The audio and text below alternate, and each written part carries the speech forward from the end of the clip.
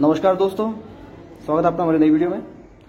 जानकारी मिली है कि कल के मैच में MI11 सर्कल में हमारे अल्मोड़ा डिस्ट्रिक्ट के एक लड़के हैं, उनका नाम है रवि बिस्ट।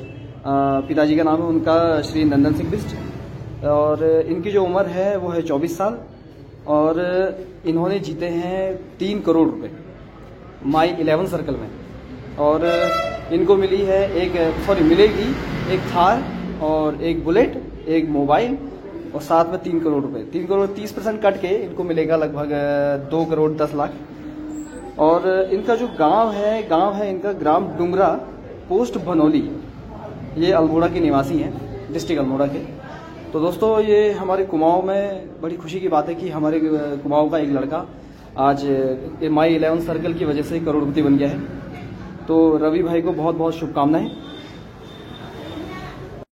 और ईश्वर इनको खूब तरक्की दे।